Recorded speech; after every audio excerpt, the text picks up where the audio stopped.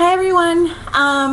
So we're back this week, and I know that I had mentioned that we were going to have the baptism video for today after our broadcast. Technical difficulties came up, and you gotta love that. So the video isn't finished yet, but for sure we should have it by next week. And if not, that's okay. We'll figure it out.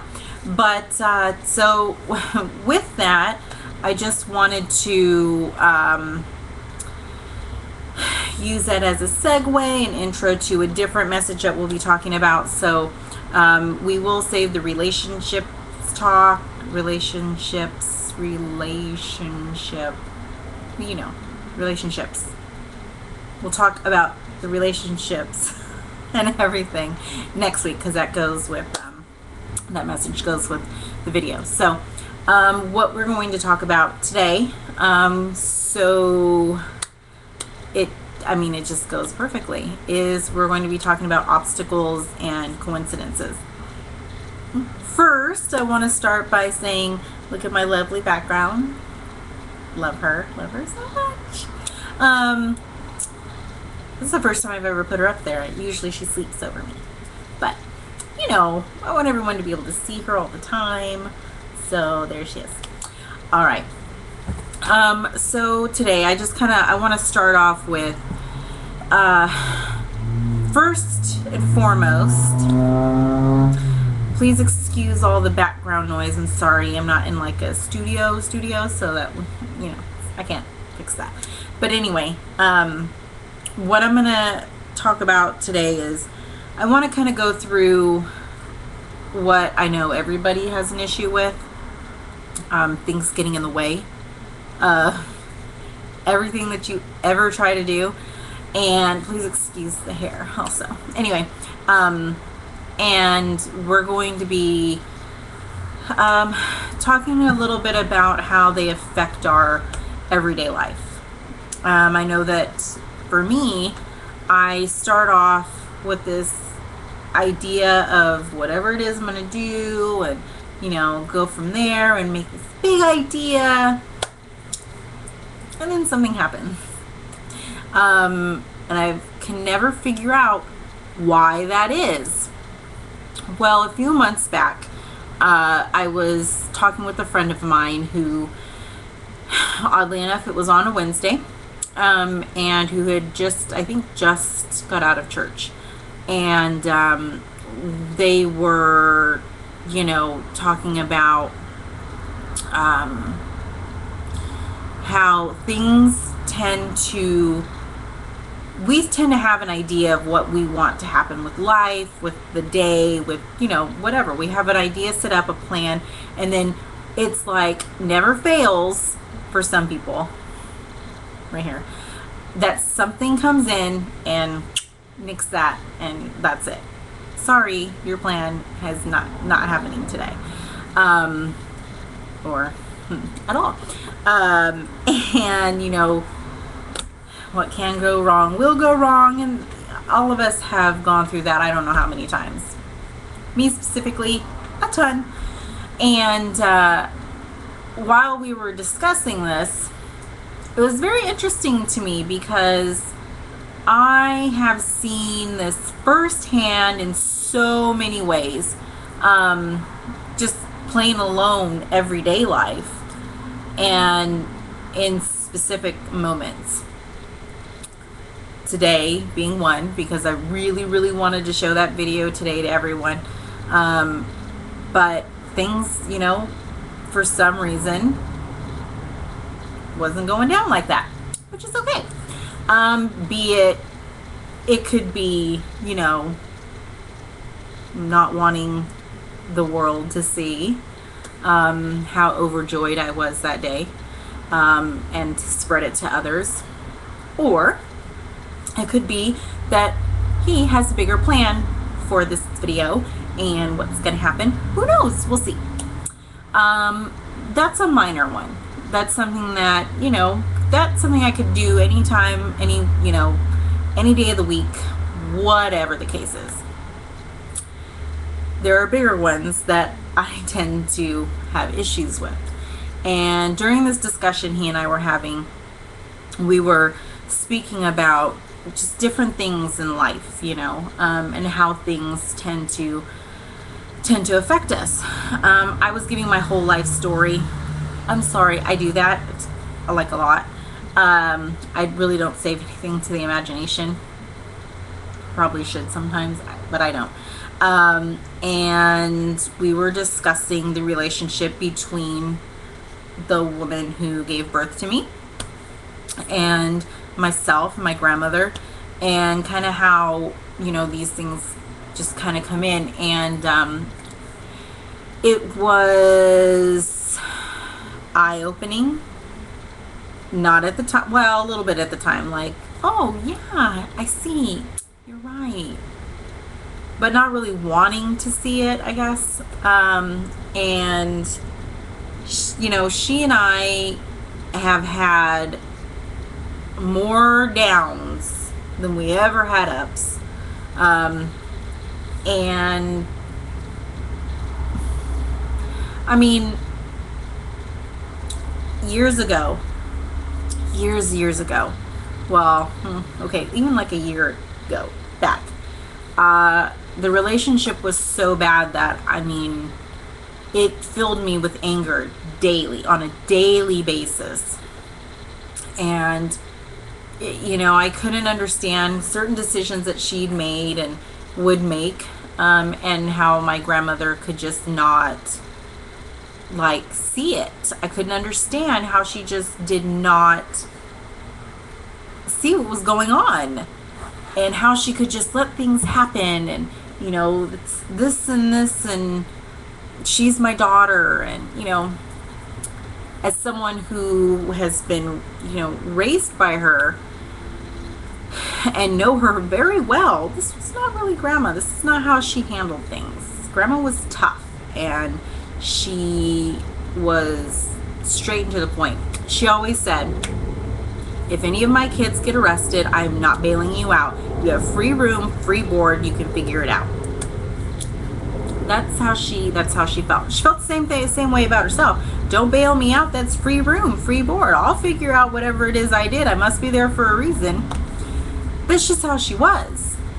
And into her later years, it was a little different.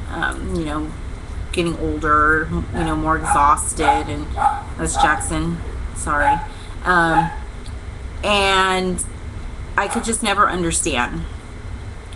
And so it started to make the relationship between my grandma and I a little, not great. And I couldn't get past it for a long time. And when I did start to get past it, something else happened. Something else would come in and just, that was it. I was over it, and I was angry again. And Grandma and I would go at it for hours, days sometimes, because I couldn't understand. And there were moments where it got me to a place where I didn't even want to talk to Grandma. I wanted to cut myself off completely, because I couldn't understand how she could just let things happen that were happening. How she could just be this way, and then I'm the one that's stressed out and she's not. And during the discussion that he and I were having, it was interesting because the whole basis of the conversation was about his night in church, and how they were talking about obstacles, and how you got an idea and something comes in, and like that, everything's different, everything changes. And I'd always felt like Grandma felt like she needed to save her. And and if you don't know, you should know that it's up to us. We first of all, as messengers, let's call us, okay, followers, we are here to spread our knowledge and plant the seed and let him water it. That's what we're here to do. And we as individuals in our own relationship is up to us. We have to take that step. We can't go out and we can't save someone else. We can give them all they need. We can do whatever we can. But at the end of the day, it's our own decisions. We have to be the ones as our own self to say, I'm ready. I need something to change. And I just always felt like, Grandma just was not, she was gonna fix it. She was gonna fix it. That's what she did. That's what her livelihood was, I think, for a long time. She wants to see everybody again. I think she kind of knew towards the last couple years that it was coming. And so, she kind of put all her eggs in the basket and went headstrong with it, or tried to. And he had mentioned that maybe with her plan, he had a different one. And maybe it wasn't her job. Maybe it was mine. It's a lot to take in, okay? When it's being said to you and you have a little bit of anger still sitting around. And, so those things happen. And I wasn't ready for that, that realization, I guess. And,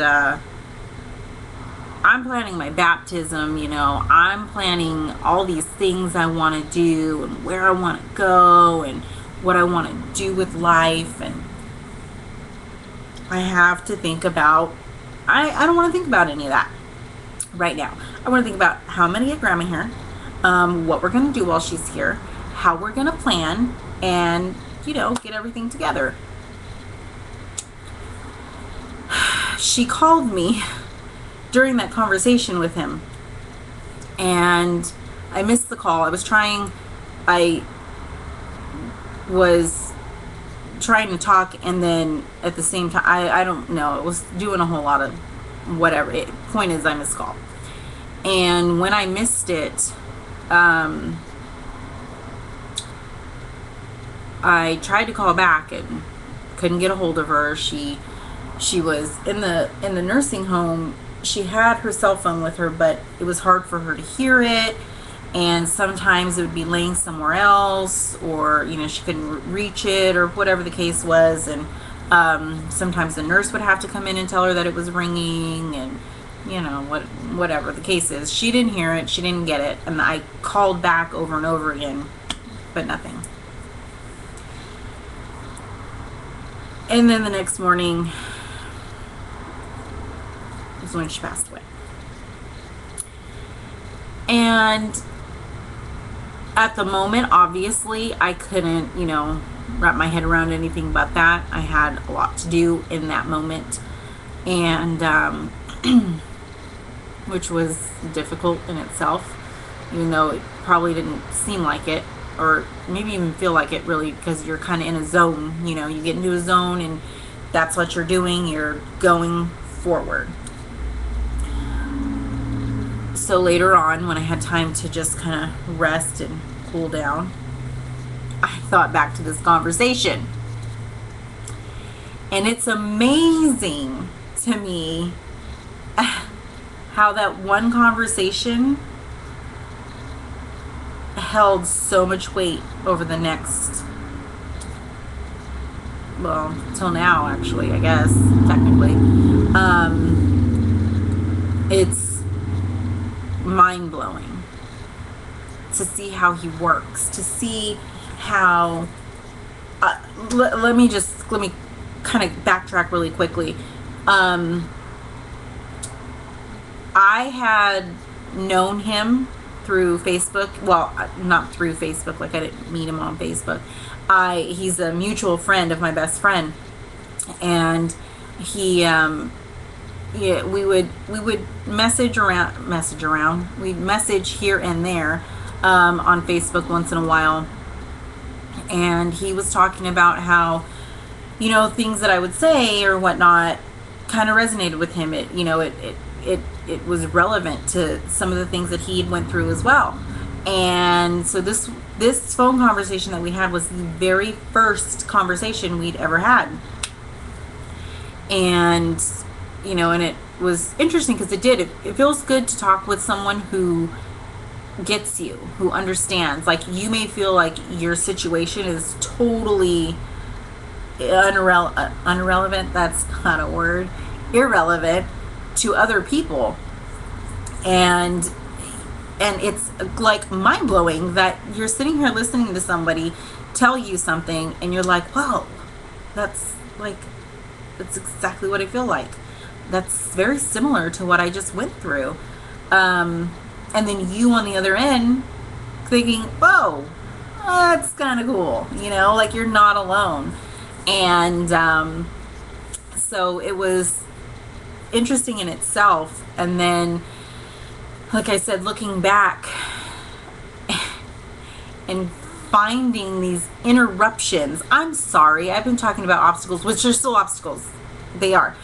But the conversation was about interruptions and how, God will come in and he'll interrupt. He'll come in and say, this is what you're doing, but I'm going to come in and do this and push your stuff aside for a little while, forever, for a minute, whatever it is. And this needs to get you on this track. So I'm going to do this and see where you go with it. Some of us don't go very far. I mean, I'm just saying, it's true. Some of us go that way. Or that way, because I said, okay.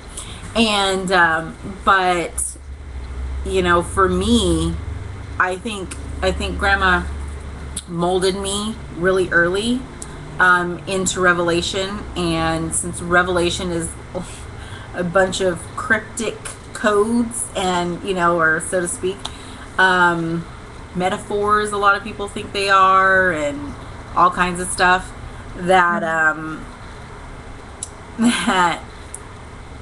I see things that way, and no, this is why I write. Anyway, I take things and I am very much into seeing how they have applied in ways that I didn't imagine to begin with. I see below the surface. And, it's been quite interesting to see how that has gone, and how I've had this, since November to April at the time. I had these plans and the baptism and how it was going to work and what I was going to do. And, grandma is all for grandma. And he came in and interrupted that in a major way.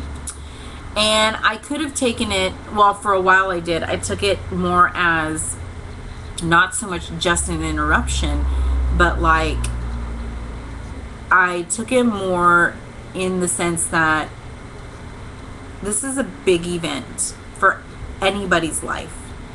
And, the battle for souls, a lot of people like to call it, or, between Satan and God. It's that moment. It's that moment where you have said, this is life. This is my life, and I'm giving it over.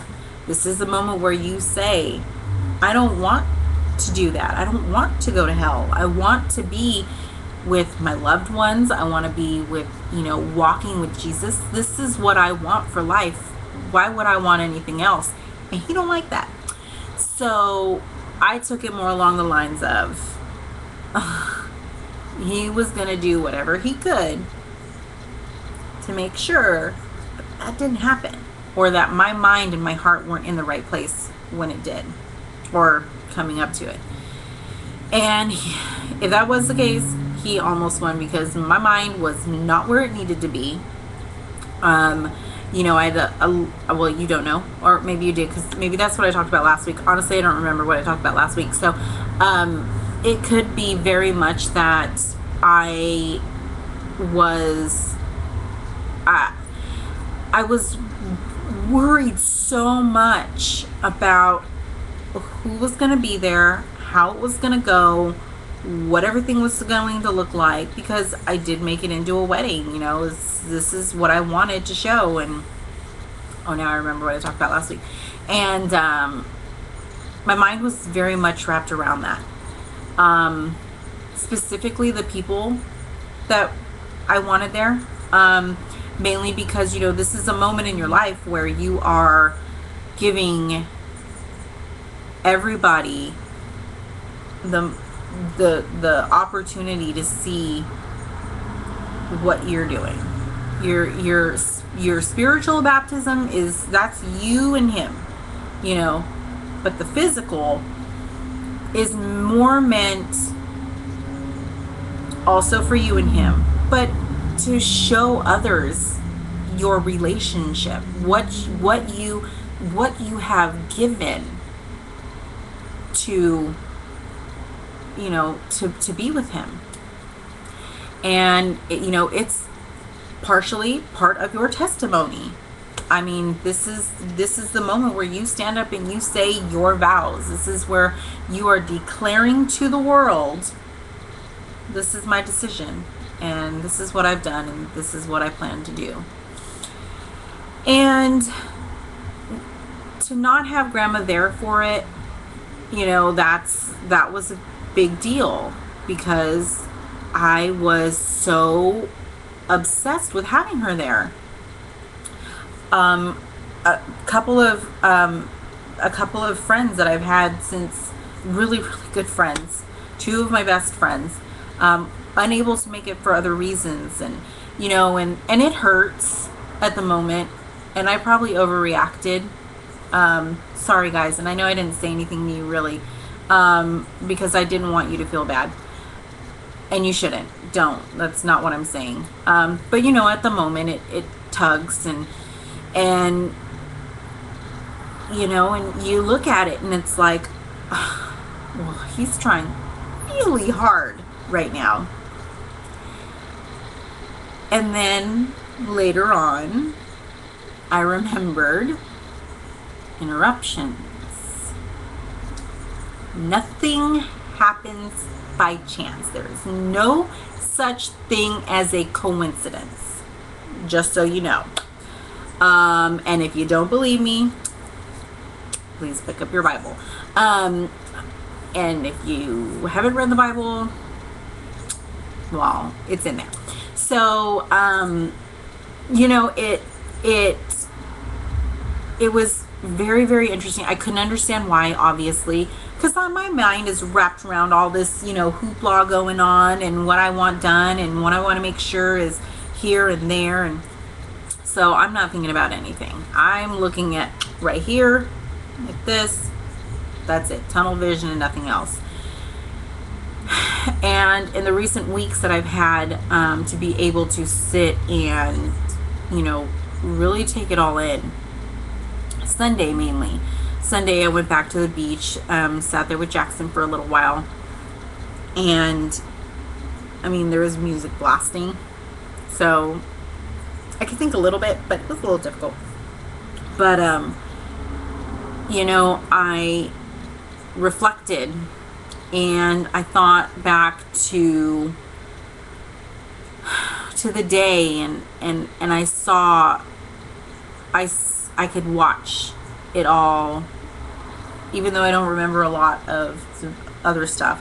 I watched how everything happened, and I watched how from mainly like Thursday, I guess, Wednesday, no, like Tuesday, Monday, Tuesday, anyway, that week before, leading into it, I watched each piece kind of fall apart, or what I thought was falling apart, and even back to April. And when I got to the part where we begin to walk,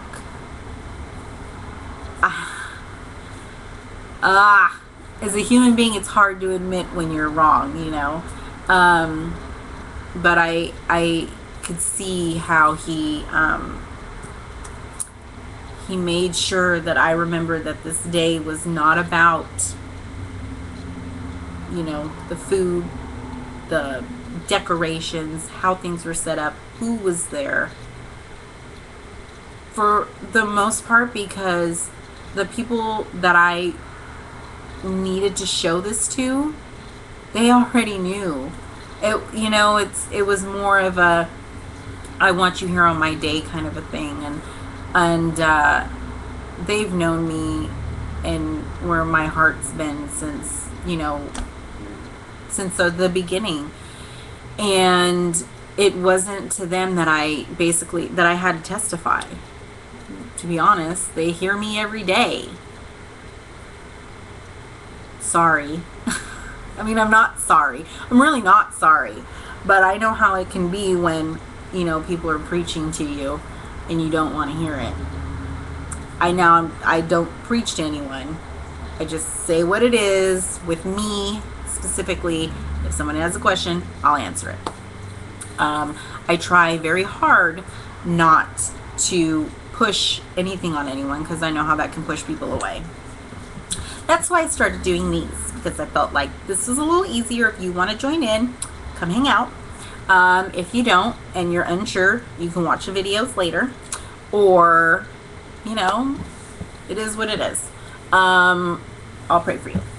But it was the 200 plus people on the beach that I didn't know. It was the family and friends who have really known me, I don't know, in the last few years, or the ones who or the family that hasn't been able to see my life and how I've incorporated it. It's the ones who needed to be there were there. And it was interesting, to see it that way. Because at the beginning, like I said, I was not seeing it that way at all. And he came in and he just, he knew the people that I absolutely needed there with me. And he brought them. And he brought others who I would have never known to reach. The people that were on the beach that day, I don't know them from Adam. I don't, I've never seen them before. And I don't think so. I didn't really get to see anyone that day, or pay attention that much. But, and it was no longer my plan. It was his plan. And he made it all come together. I don't know if it did anything for anyone, on the beach that day. I'm told there was a lot of clapping going on from a boat. I didn't hear it. I was out. I was out of it. I was in a zone. I didn't know. Yeah. And so we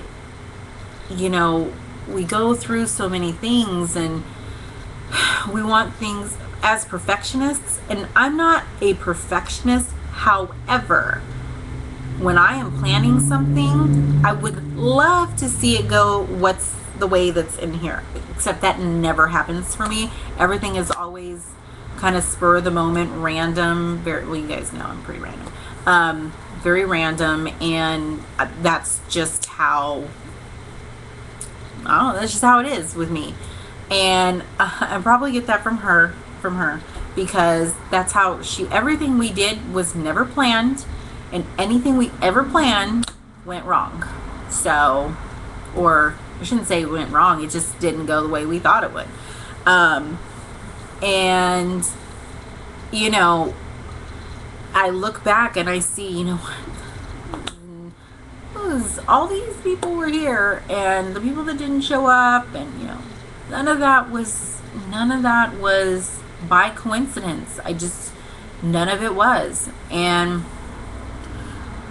it's been very, very interesting for me looking at this, because as I look back at our conversation that we had, that meeting him through my friend. By the way, he lives all the way in Miami. Okay, so, and I mean, I was in Miami like twice last year. I practically lived there, it felt like. But we were supposed to meet, go hang out at something, but we weren't able to. And then the second time was Chastity's wedding, so I was only there for that. And but anyway, point being, so we've never met, only talked that one time, and it was no coincidence that we were discussing what we were discussing, because going back, because I like to bounce around, discussing her daughter, he said something to me, and he said, maybe it's not her job to save her, maybe it's yours.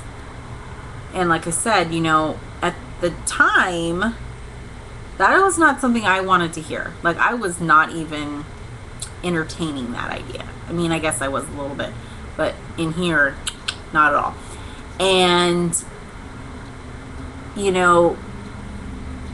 I mean, like I said, we can only do so much. So it's not that I'm going to be the one to save her. That's his job and hers. That's between the two of them. However, when Grandma got sick, I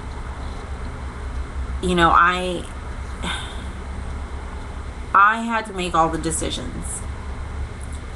And it's difficult, I mean, you want to be able to work with someone else, but that's two people having to make decisions, two people thinking, two people this, two people, and it gets very, very messy, and it gets to be a big, huge blowout sometimes. And with her and I, it probably would have. Hi, Jackson. And so Grandma just made it so that it was just me. It was me and me alone, which leaves a really big burden on someone that she clearly thought I could handle. I mean, I guess I can, but I'm just saying, and so from the hospital, right then and there before discharge, you have to make a decision. Where is she going to go? Is she going home? Is she going with you? Do you want to look into a nursing home? Do you have all these decisions that you have to make. And then hospice comes in, and they have their own stuff you have to go through, and they've got all these, it's just a whole monumental list of things that you have to do. And so we let her go home, or I let her go home, or however you want to say it, because I knew for her that's where she wanted to be. My uncle was there, and it was a long, strenuous week. And her daughter and I were able to work together, because Grandma was a little bit of a handful. And I mean, it was difficult because I still wasn't really, mind you, I had forgiven her for everything that she and I had went through. But now I'm in a situation where I need a second pair of hands, a second body to help me with her. And just, she's older, not Grandma. Yeah. And it's, I'm having a hard time wrapping my mind around the fact that she's older, her health isn't great either, and she's the only person that's here that's strong enough to help me with Grandma. So it was difficult at moments, I'm getting frustrated and so on, and but I'm exhausted. And just FYI, they don't tell you this, so I'm going to tell you so everybody knows. If you are ever caring for a patient, family member or otherwise, and they give you morphine and it's liquid, use gloves. You need to use gloves because they don't tell you this, but if it gets on your hands, it gets on your skin, it seeps through and it gets into your system. They don't tell you that. And I wish someone would have told me that, because it knocked me out for like 4 hours after I accidentally dripped it on the bottle. just so you know. Anyway, so yeah, I mean, like I said, it was, it's an exhausting job, and we worked together. It was difficult, but we did. We argued a little bit here and there, but we got through it. Once grandma went into the nursing home, it was a little easier to communicate with her. Not grandma, her. And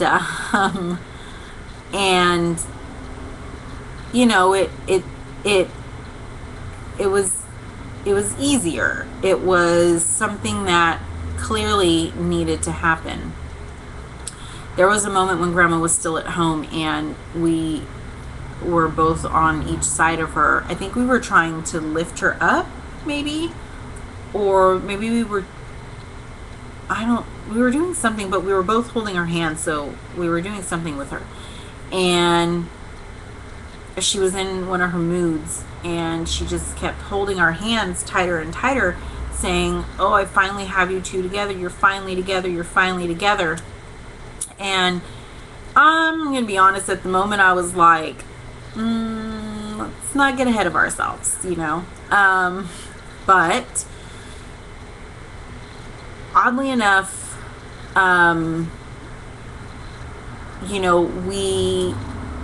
we've moved past a lot of things. We're trying to, we're getting there. And for all those who know me, know how much of a change and how difficult this probably was in the beginning, for me to do. But what has happened is, since then, she and I have had discussions, and coming back from the hospital the first night she was there, before my brother and I left, she and I sat down, and all four of us did, my brother, my uncle, and I basically explained to them, I'm not pushing this on you guys, but you guys have to understand that grandma wants this. She's going to want you praying with Uncle Larry. She's going to want you reading the Bible to him. So you need to get right. I don't know what it is that you got to do and you need to go through, but you need to do something. I told my brother he's going to church with me. He hasn't yet. That's okay. We'll get there. And, just letting her understand that things are real. Things are changing. And, she had this idea that because grandma raised her, that, she knew God. She knew Jesus. I know. Grandma raised me. I know. And I'm like, no, you don't. And just because you were baptized as a teenager, before you ever really even, anyway, you're a teenager. And you're doing stuff because your parents ask you to. It's one of those things. It's not because this right here was telling you to. Anyway, I told her, you think you know him, and I can tell you that 100% because I was right where you were a few years ago. She raised me. I knew all there was to know. And it wasn't until I was down and out, rock bottom, or felt like I was. I mean, compared to other people, I probably wasn't. But for me, I definitely was. And it wasn't until then that I came to the decision that I let everything go, and that was it. It was his. It was no longer mine. And, and I explained that to her. I said, your rock bottom is coming. I don't know how you specifically haven't hit it yet, because if it was me in your shoes through the last, 30 years, I would have hit it a long time ago. But, it took that explaining to her to plant the seed, to get it into her head, just to get the thought there that she may think. And now, mind you, this is not me discouraging her in any means. This is not me judging her. This is me being in her shoes, watching her over the last 30 years of my life, and telling her that, you know, this is real, and you don't know what it is yet. And I can tell you don't know what it is yet because I can see it on your face. I am happy all the time. It's disgusting. I was never somebody who liked chipperness. I mean, I don't even now very much. I mean, a little bit more than I used to, but you know, I'm very much a, you know, just I'm put together, and I just do what I do and I go on about my way. And you know, I never used to say good morning to anyone. I mean, I still don't really, because I don't particularly like waking up that early in the morning, but you know, I mean, who does? But that was just something about me. And now I am happy all the time. It's very rare when I'm not, and when I'm not, it doesn't last very long, which is crazy to me, because I was in depression through all of high school, for sure, probably junior high to probably like a good part of my like early 20s, and even after that, actually, but that was the core, that was the main part. And I actually liked being depressed, and I don't know how many people understand that, but I mean, looking back on it, the way I see it now is it was more along the lines of me being able to sleep all day and rest and eat whatever I want or not eat. And that's probably how I got super skinny, which my body doesn't do that anymore anyway, so it doesn't really matter. But it's, you know, it was a big change for me. And I can see that change hadn't happened for her. I could see it on her face. And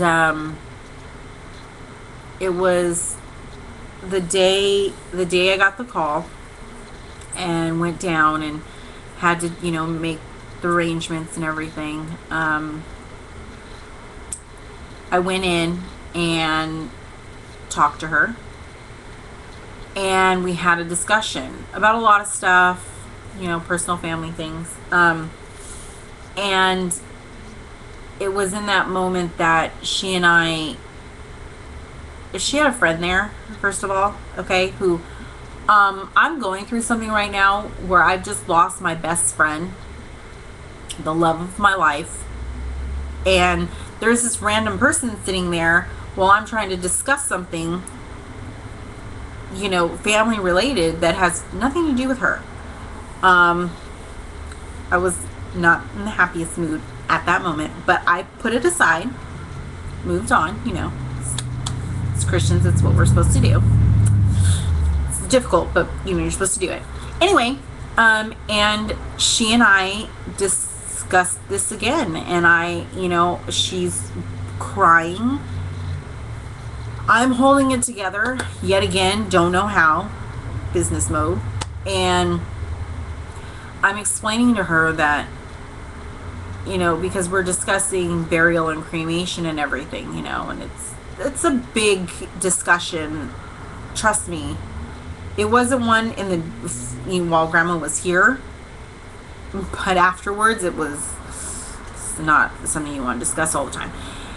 Anyway, and she and I, you know, we had a heart to heart, and I don't know if I went in as, you know, with that in mind, but something just took over.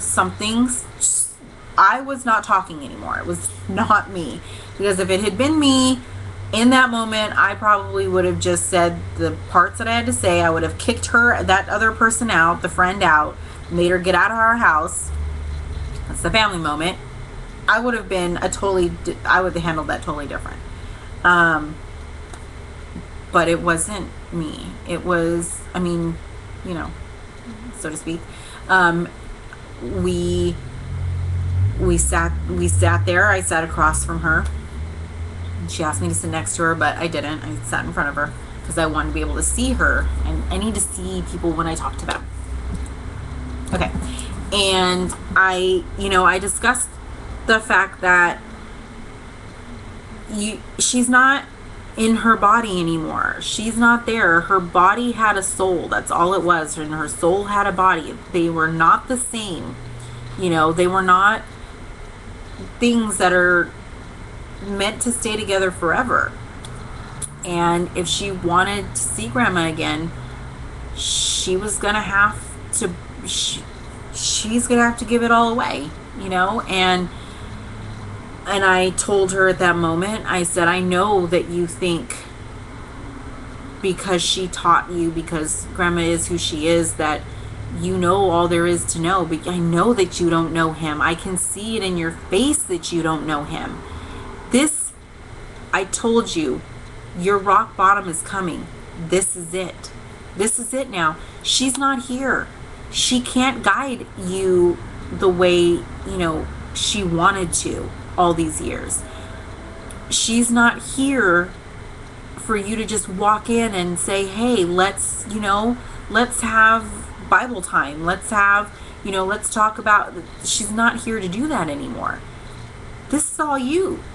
This is God came in and he said,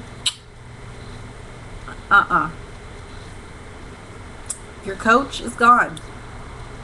It's your turn. Sink or swim. And, I explained to her that it's time that she takes everything that Grandma taught all of us. It wasn't just me. Not by any means. I think I'm the one that took most to it, I think. But it was for all of us. My uncle has short-term memory, so he can't really remember a lot of things, but he remembers everything from before, his accident, and he knew the Bible then. He went to Bible college, and he's in the Air Force. He's extremely intelligent. But at the same time, he's got this crutch, and she's the only one that's left there that is somewhat able to keep Grandma going there. And I broke it down the best I could, and I explained to her that she and I, have had a very, very awful, bad relationship with each other. For reasons for me that I don't feel at fault for, other than not being able to forgive sooner. As a mother, there was no way I could ever look at her that way. Grandma was mom. That was it. That was always it. And so she and I were more like stepsisters, I think is the best way to put it. And so we never had that mother-daughter relationship. And things that had been done to me as a child that she was, a part of and or not a part of, really stuck with me. And I basically just explained to her that what the problem between us is that she never accepted responsibility for what she did. I'm not calling you out in the sense that I'm going to point fingers. That's not what I'm doing. What I wanted as a daughter, as a child, was for her to say that she could accept doing something wrong. She could accept making mistakes and let go and try to be better. That's it. That's all I'd ever wanted from her. But between the two of us, we were never able to make that connection because we screamed at each other. Neither one of us could do anything like polar opposite magnets going like this. It was never going to happen. And as her friend sat there, she was like, well, I think that you should just forgive, and it doesn't matter what she did. No. See your way over there. If you're going to stay in here, you just listen and pay attention.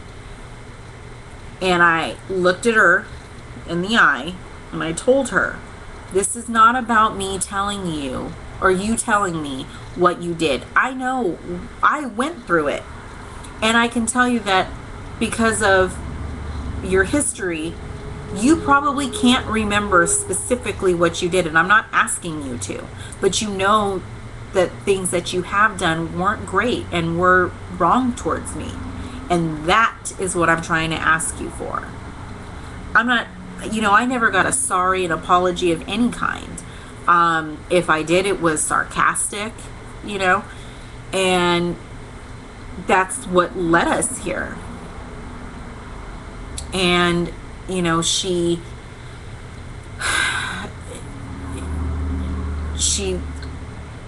cried for a while, and she couldn't, she'd give me these looks as I'm saying what I'm saying. Normally, that would mean she's giving me like, okay, kind of a look, and I would normally get irritated at it.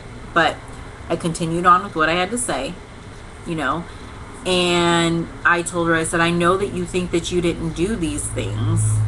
And she says, it's not that I don't think I did them, it's I can't believe I could do that. And that was all she ever had to say. Because once she got to that point, she could finally start releasing the things that she's done, that she's felt, that I've felt for the situations towards her, etc., etc. That's what she needed.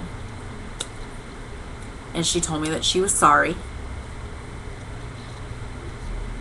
And it's weird because I don't think I've gotten emotional over that before.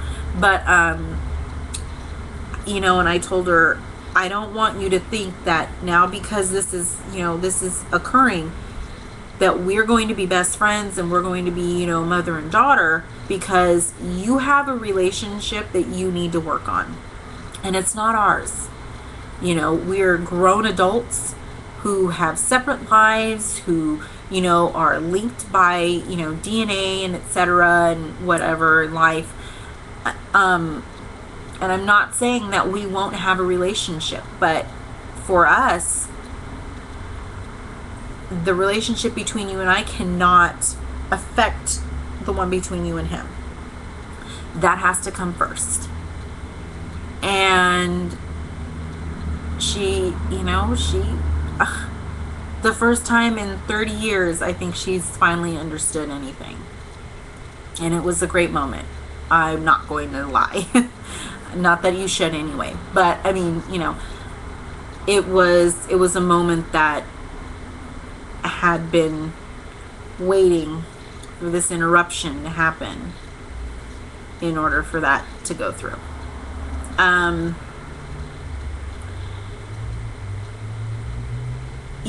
We all go through different things in life, and there's always going to be some sort of something in your life that's going to get in the way.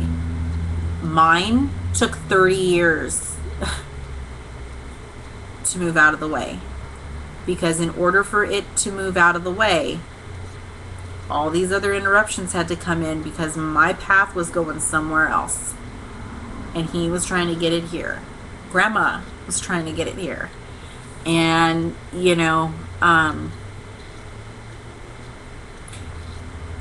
it's really, really funny to me because, like I said, Grandma has, for the longest time, we've read Revelation since forever.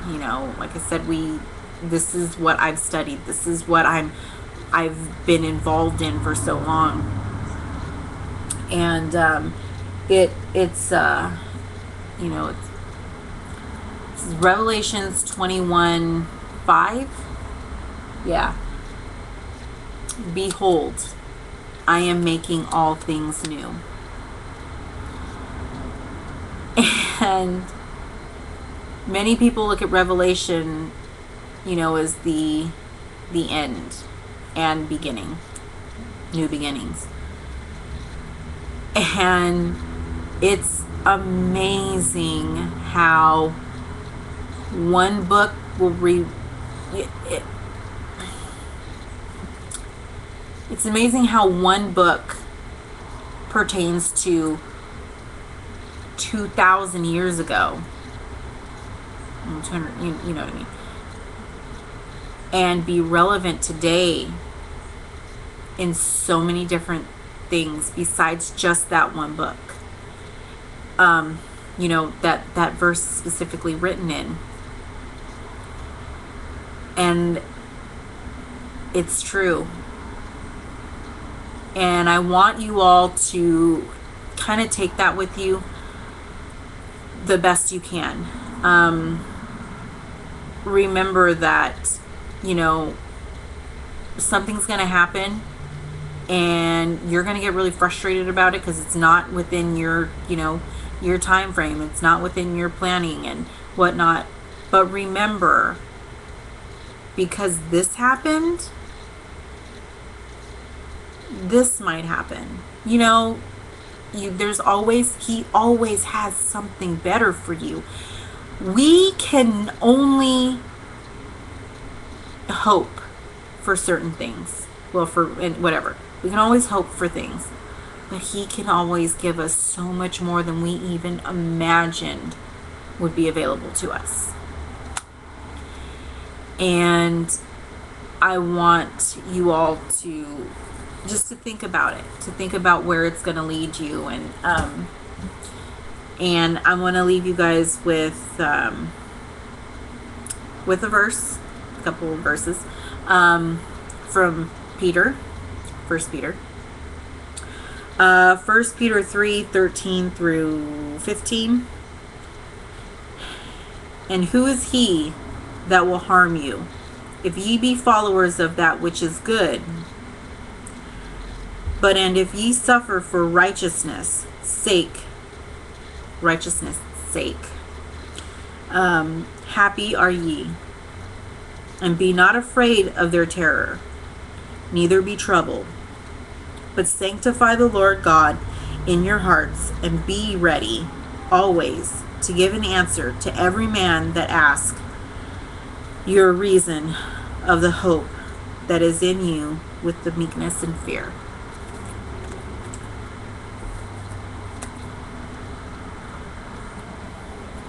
Behold, he is making all things new. In you, in life, on earth, in heaven, all things new.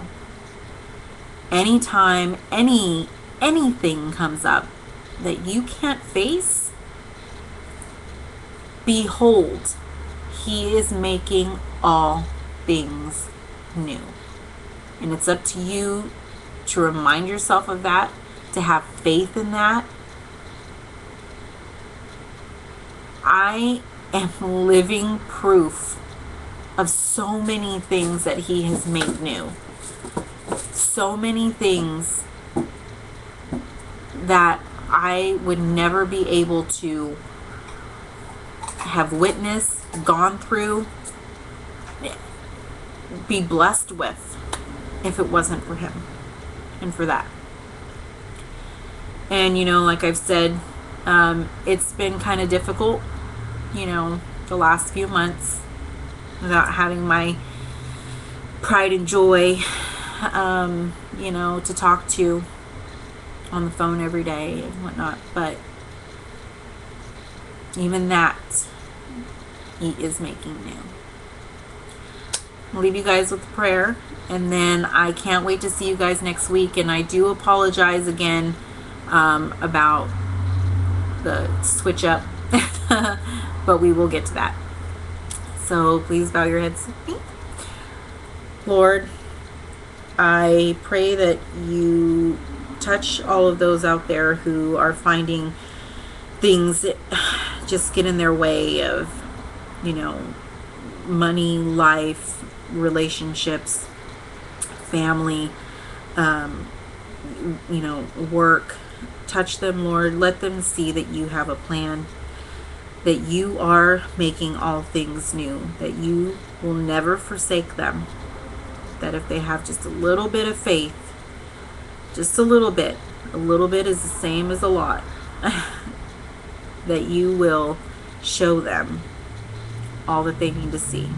Lord, I pray that you come into our hearts and wish all your blessings, and let your will be our guide, and give to those who have yet to receive. Love you more than anything. Please tell Grandma I love her. And that's it. In Jesus' name we all pray. Amen. All right, guys. My prayers are always awkward. Sorry. It's just going on in here. But yes, so I will see you next week. I might change the time again. I'm sorry. I'm trying to get into a good time and day. But I do have a lot of surprises coming up besides the baptism video that I want to kind of, you know, spice up some stuff. So for a devotional, I know, it sounds interesting. I promise you it will be. But I'm hoping to get some, I know it's only the second, you know, stream, but I already want to make something more. So I'm hoping to bring on some more people, give you guys a little bit of, you know, a little something different than just me. I know I'm super awesome, but you know, sometimes you'll get bored, and I don't want you guys to get bored. That's not what we're here to do. We're here to make things exciting and keep you entertained and give you the word and make sure that, you know, life's good to go. So anyway, I will, hopefully this will show up as a recording, because I tried to record with my phone also, but then it died. Sucks. Anyway, so any questions you guys have, you've got a prayer request, you have, you know, something that you're just, a topic you want to talk about, whatever it is, message me at Dee's Devotional on Facebook. Leave your comments under here with it if you want. Like if it's personal, go ahead and message me. You can also email me at djax10@gmail.com, DIJAX10@gmail.com, and hopefully I'll be able to get to all of that. So here's to next week, and I will see you guys then. Bye.